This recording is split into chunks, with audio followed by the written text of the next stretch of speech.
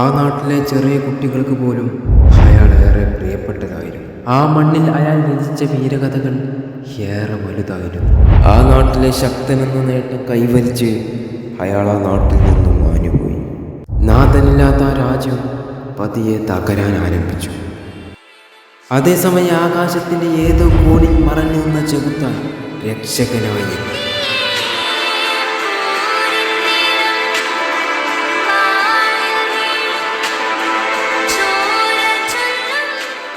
അങ്ങനെ വീണ്ടും കേരള ബ്ലാസ്റ്റേഴ്സ് മറ്റൊരു ഹെവേ മത്സരത്തിനായി ഇറങ്ങുവാണ്. ഇത്തവണ എതിരാളികൾ ഈസ്റ്റ് ബംഗാളാണ്. ഇരു ടീമിനെ സംബന്ധിച്ചിടത്തോളം ഈ ഒരു മത്സരം ഏറെ നിർണായകമാണ് പ്ലേ ഓഫ് എന്ന സ്വപ്നം ഉറപ്പാക്കാൻ വേണ്ടി. അതുകൊണ്ട് തന്നെ നമുക്കൊരു മികച്ച ഫൈറ്റ് തന്നെ ഇരുവരുടെയും പ്രതീക്ഷിക്കാം. ഈ ഒരു മത്സരം നടക്കുന്ന ഈസ്റ്റ് ബംഗാളിന്റെ സ്റ്റേഡിയത്തിൽ വെച്ചിട്ടാണ് ഈ ഒരു മത്സരം നടക്കുക. ഈസ്റ്റ് ബംഗാൾ അവരുടെ കഴിഞ്ഞ മത്സരത്തിൽ FC ഗോവക്കെതിരെ 1-0 തോറ്റിട്ടാണ് ഈസ്റ്റ് ബംഗാൾ ഈ ഒരു മത്സരത്തിനായി തയ്യാറെടുക്കുന്നത്. ബ്ലാസ്റ്റേഴ്സ് അവരുടെ കഴിഞ്ഞ മത്സരത്തിൽ നോർത്ത് ഈസ്റ്റ് യുണൈറ്റഡിനെതിരെ സമനില പിടിച്ചിട്ടാണ് ബ്ലാസ്റ്റേഴ്സ് ഈ ഒരു മത്സരത്തിനായി തയ്യാറെടുക്കുന്നത്. എന്തായാലും ഇരു ടീമിനെ സംബന്ധിച്ചിടത്തോളം ഈ ഒരു മത്സരം ഡിഫിക്കലി ഭയങ്കര സ്ട്രോങ് ആയിരിക്കും. എന്തായാലും ബ്ലാസ്റ്റേഴ്സിനെ സംബന്ധിച്ചിടത്തോളം ഈ ഒരു മത്സരം എന്തായാലും ജയിച്ചേ പറ്റൂ. കഴിഞ്ഞ നോർത്ത് ഈസ്റ്റ് ആയിട്ടുള്ള മത്സരത്തിൽ ഐബൺ ഡോളിങ്ങിന് ഒരു റെഡ് കാർഡ് കിട്ടിയിരുന്നു. അതുകൊണ്ട് ഐബൺ ഡോളിങ് ഈ ഒരു മത്സരം കളിക്കില്ല. അതുപോലെ 4 യെല്ലോ കാർഡിന്റെ സസ്പെൻഷനായിരുന്ന നവോച്ച സിംഗ് ഈ ഒരു മത്സരത്തിന് അവൈലബിൾ ആയിരിക്കും.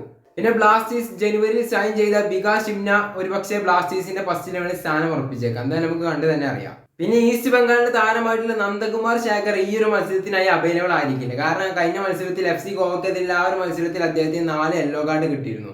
അദ്ദേഹം ഓൺലി 3 യെല്ലോ കാർഡ് നേരിട്ട ഒരു പ്ലെയർ ആയിരുന്നു. അതുകൊണ്ട് 4 യെല്ലോ കാർഡിന്റെ സസ്പെൻഷൻ കൊണ്ട് അദ്ദേഹം ഈ ഒരു മത്സരത്തിനായി ഉണ്ടായിരിക്കില്ല. എന്തായാലും നമുക്ക് ആ ഒരു മത്സരത്തിനായി കാത്തിരിക്കാം. പിന്നെ ബ്ലാസ്റ്റേഴ്സിനെ സംബന്ധിച്ചിടത്തോളം ബ്ലാസ്റ്റേഴ്സ് ഇപ്പോൾ പരാജയപ്പെടാതെ അങ്ങനെ മുന്നേറിക്കൊണ്ടിരിക്കുന്ന ഈ ഒരു സമയത്ത് എന്തായാലും ബ്ലാസ്റ്റേഴ്സ് ഒരു ജയം തന്നെയാണ് അർഹിക്കുന്നത്. എന്തായാലും നമുക്ക് ആ ഒരു മത്സരത്തിനായി കാത്തിരിക്കാം.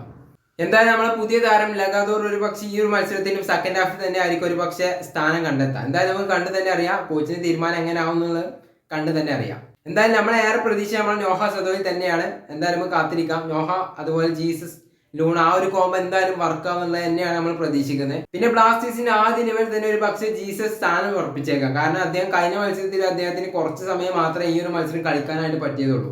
അതുകൊണ്ട് തന്നെ ഈ ഒരു മത്സരത്തിൽ അദ്ദേഹം സ്റ്റാർട്ടിംഗ് ലെവലിൽ ഉണ്ടാവും നമുക്ക് പ്രതീക്ഷിക്കാം. പിന്നെ ഐബൺ ഡോളിങ്ങിന്റെ ആ ഒരു പൊസിഷനിൽ സന്ദീപ് സിംഗിനെ എത്താനുള്ള ചാൻസ് ആണ് നമ്മൾ കാണുന്നത്. പിന്നെ ഒരു പക്ഷേ വിപിൻ മോഹൻ ഫസ്റ്റ് ലെവലിൽ സ്ഥാനം ഉറപ്പിച്ചേക്കാം. എന്തായാലും നമുക്ക് കണ്ടു തന്നെ അറിയാം. സോ എന്തായാലും നിങ്ങളുടെ അഭിപ്രായങ്ങൾ ഒപ്പീനിയൊക്കെ താഴെ കമന്റ് ചെയ്യുക. ആര് ജയിക്കും ആര് പരാജയപ്പെടുന്നുള്ള കാര്യങ്ങൾ നമുക്ക് കണ്ടു തന്നെ അറിയാം.